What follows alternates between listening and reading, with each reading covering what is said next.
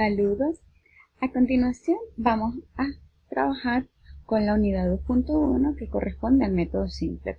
En particular vamos a resolver aplicando el método Simplex el siguiente problema. Paso a paso iremos llevando a cabo el método y explicando cuáles son los pasos a seguir para obtener una solución. En particular debemos aclarar que el método Simplex se aplica inicialmente para problemas cuyas restricciones son todas con inecuaciones de menor o igual. En este caso nos referimos a las siguientes restricciones: x1 menos x2 menor o igual que 1 y x1 más x2 menor o igual que 2. Ambas tienen signo de menor o igual y esto es lo que tenemos que considerar al momento de aplicar el método Simplex. Veamos lo que se correspondería al primer paso. El primer paso es transformar el problema a forma estándar. Partiendo de que tenemos el siguiente problema, recordemos que cuando las restricciones son de menor o igual, para llevarlas a transformaciones de igualdad, en este caso debemos agregar unas variables de holgura, considerando que estas variables deben ser mayores o iguales que 0, definamos x3 y x4 como las variables de holgura que corresponden a cada restricción. De manera que la forma estándar para el problema que estamos planteando se vería de la siguiente manera. Partiendo del problema en forma estándar, entonces pasamos a lo que vendría siendo el segundo paso, que es determinar la solución básica factible inicial. En el caso donde todas las restricciones son inecuaciones de menor o igual, se seleccionan como variables básicas las variables de holgura, quedando así las variables originales del problema como las variables no básicas. En este caso, x1 y x2, que son las variables originales del problema, serían las no básicas y por definición sabemos que las variables no básicas toman el valor de 0. Si evaluamos x1 y x2 en las restricciones originales, en las restricciones del problema, tenemos que x3 y x4 toman el valor del lado derecho de las restricciones.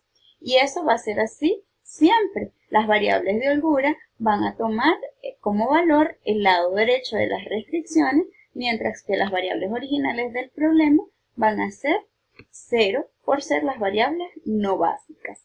Eso siempre y cuando las restricciones sean inecuaciones de menor o igual.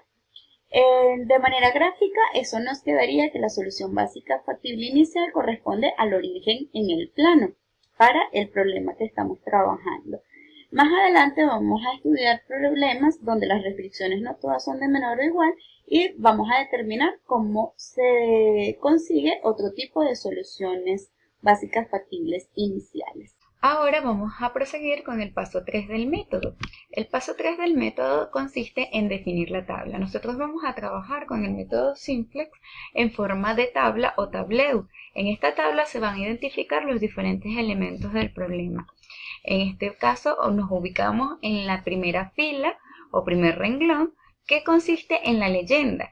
En la primera columna identificamos el objetivo del problema, que es maximizar en nuestro caso. Las columnas siguientes corresponden a la ubicación de cada una de las variables, en este caso x1, x2, x3 y x4, y la última columna corresponde a la columna solución.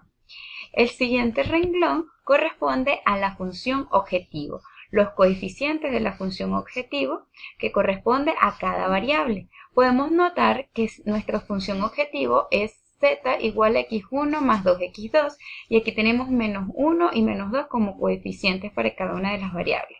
Y no es por error, resulta que en la tabla Simplex nosotros expresamos la función objetivo de la siguiente forma.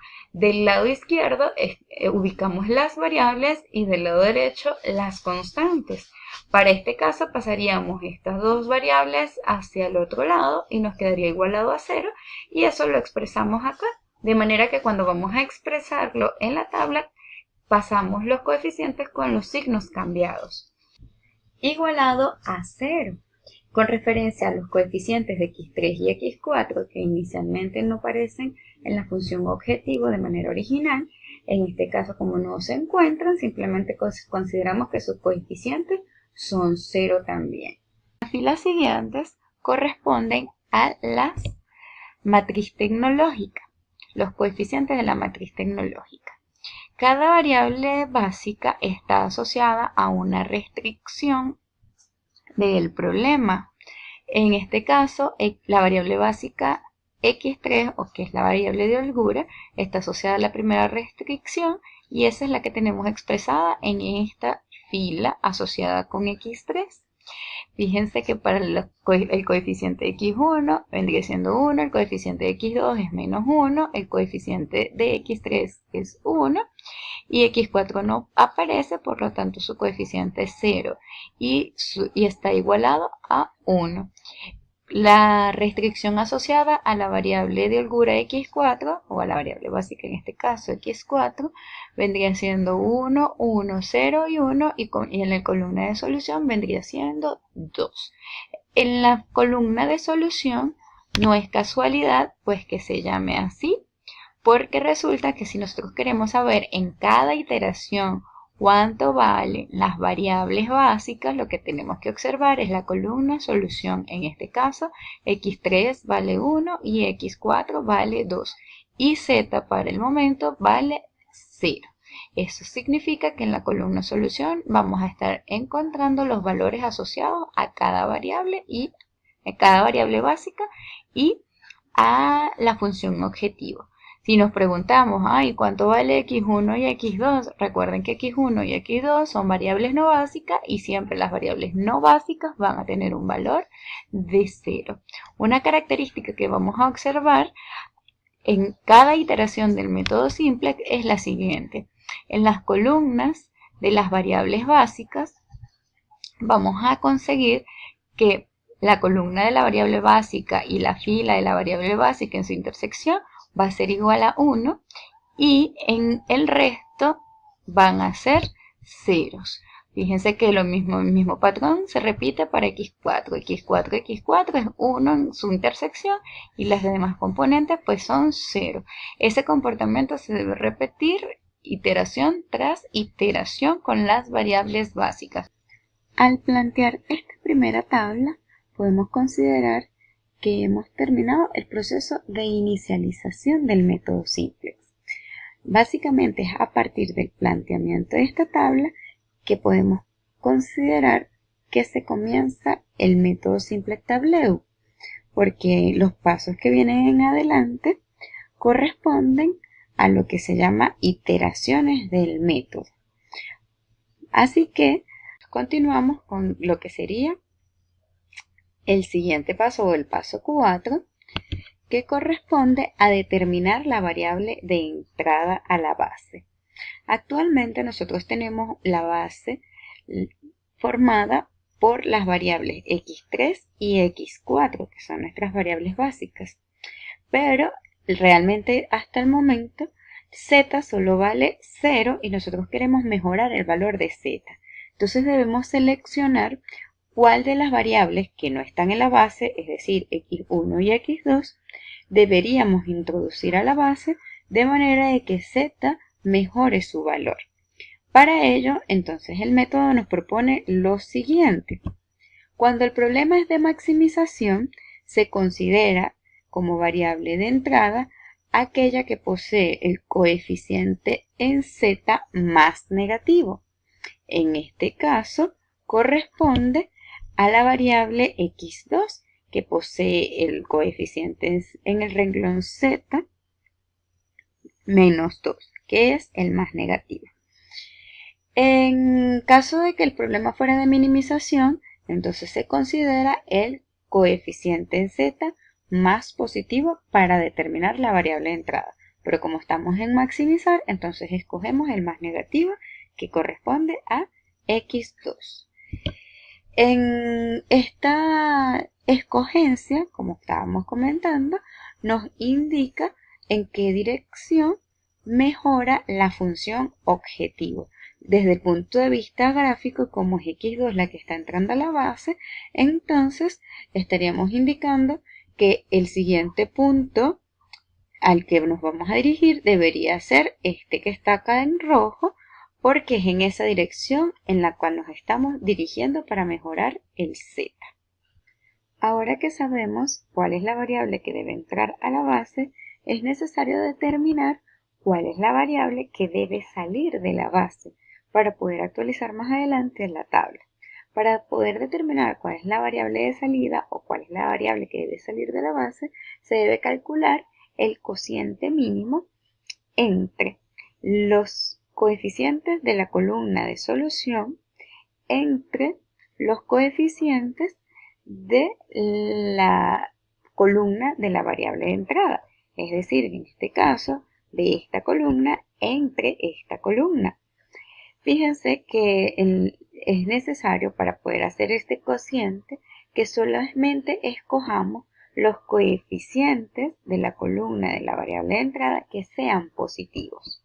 Es decir, para este caso solamente podemos hacerlo con el renglón de x4, porque para el renglón de x3 el coeficiente en la columna de la variable de entrada que corresponde a x2 es negativo, es decir, cuando es negativo o cuando sea 0, no puede realizarse este cociente para la determinación de la variable de salida. Solamente puede hacerse con los coeficientes positivos de la columna de la variable de entrada. Es decir, en este caso solamente para este. Entonces dividimos lo de la columna solución entre el coeficiente correspondiente a la columna de la variable de entrada, que en este caso sería 2 entre 1. Entonces, en este caso solo hay este coeficiente y por lo tanto el mínimo vendría siendo 2 y corresponde, por lo tanto, ese mínimo a x4, que sería la variable de salida de la base. Entonces, esto quiere decir que x4 va a salir de la base y va a tomar su lugar la variable de entrada que corresponde en este caso a x2. En particular, este valor de cociente mínimo va a indicar el valor que tomará la nueva variable básica en la nueva base cuando se realice la actualización de la tabla, que es el paso que continúa, que normalmente se conoce como el pivote. Vamos a realizar un pivote para actualizar la tabla. Para eso es necesario escoger lo que se llama el elemento pivote. El elemento pivote no es más que el elemento que se obtiene al intersectar la columna de la variable de entrada con la fila de la variable de salida. Eso es lo que se conoce como el elemento pivote, que en este caso corresponde a ese 1 que hemos seleccionado en rojo, en el cuadrito rojo. La característica que debemos considerar de este elemento pivote es que debe ser 1. Y el resto de los elementos en la columna de la variable de entrada se deben convertir en 0. Si eso originalmente no se encuentra de esta forma, nosotros tenemos que realizar las operaciones elementales por fila que sean necesarias para que esto ocurra de esta manera. Es decir, el elemento pivote debe ser 1 y el resto de los elementos en la columna de la variable de entrada deben ser ceros. En este caso particular, el elemento pivote ya es 1. Eso quiere decir que no hay que hacer ninguna operación elemental por fila para actualizar a este elemento o a esta entrada como tal. Para realizar las operaciones elementales por fila, para poder en este caso actualizar la tabla para los demás valores de la columna de x2, sería sencillo etiquetarlo para que podamos observar cuáles son los procesos de la siguiente manera. Vamos a considerar el renglón de z como la fila 0, la de x3 como la fila 1 y la de x4 como la fila 2. De manera que las operaciones que vamos a realizar son las siguientes. El primer paso en la tabla nueva es sustituir donde estaba x4, que es la variable de salida, por x2, que es la variable de entrada, que es lo que coloreamos acá en rojo. Como en este caso la fila del elemento pivote, que es este que está acá, no se necesita actualizar porque ya es 1, entonces la dejamos de la misma manera en donde se encuentra. En este caso, ahora corresponde a x2. Y ahora, para actualizar, por ejemplo, el renglón de z, lo que tenemos que hacer es las siguientes operaciones elementales por fila. En este caso, la nueva fila 0, que es el renglón z, va a ser la fila 0 más 2 veces fila 2, que significa que vamos a multiplicar por 2 toda esta fila y la vamos a sumar a toda esta fila, obteniendo el siguiente resultado. Fíjense, en este caso nos quedaría 2 por 1 son 2 y 2 más menos 1 sería igual a 1. 2 por 1 son 2, menos 2 son 0. 2 por 0 es 0, en este caso más 0 es 0 y 2 por 1 vendría siendo 2, más 0 vendría siendo 2. De la misma manera, 2 por 2 son 4, más 0 vendría siendo 4. De manera análoga, para en este caso hacer este elemento que está acá, 0, lo que tenemos que hacer es la siguiente operación elemental por fila, que sería en este caso sumar toda la fila 2 a la fila 1, de manera que este más este se convierta en el 0 que necesitamos. Así que nos quedaría este más este sería 2, este más este sería 0, este más este sigue siendo 1 y 1 más 0 vendría siendo 1. Y 2 más 1 correspondería a ser 3. De esa manera queda actualizada la tabla y hemos realizado el pivote. Y a partir de esta nueva tabla volvemos a repetir el procedimiento de seleccionar una variable de entrada y una variable de salida, como lo hicimos en el paso 4 y 5 anteriormente. Entonces, fíjense que en la nueva tabla, entonces, ¿qué es lo que teníamos que observar? Que en la columna de lo que es nuestra nueva variable básica x2, tenemos 1 en la intersección de su fila con su columna x2, x2 y 0 en los demás renglones. Recuerden que eso es lo que tenemos que asegurar cada vez que hagamos una iteración, en este caso de actualización de tablas, porque fíjense que el mismo comportamiento pues sigue manteniéndose en x3, 1 en la fila y renglón de x3 y 0 en los demás renglones. A partir de esta tabla, por lo tanto, comenzamos la nueva iteración. En este caso, la nueva solución básica factible corresponde con x1 y x4 como las variables no básicas que valen 0 cada una, y x2 y x3 las nuevas variables básicas donde sus valores corresponden a 2 y 3 respectivamente. Al comenzar una nueva iteración, lo que debemos hacer es seleccionar la nueva variable de entrada, que como es un caso de maximización, recordemos que se escoge la variable que tenga el coeficiente más negativo en el renglón de z. Sin embargo, si observamos este renglón que tenemos para esta tabla, no hay coeficientes negativos en el renglón de z, y eso lo que hace concluir es que hemos llegado al óptimo. Con esto culminamos lo que vendría siendo el algoritmo y se concluye que la solución básica factible óptima es el punto que en este momento tenemos, que es x1, x2, x3 y x4 igual a 0, 2, 3 y 0. Eso sería nuestra solución básica factible óptima.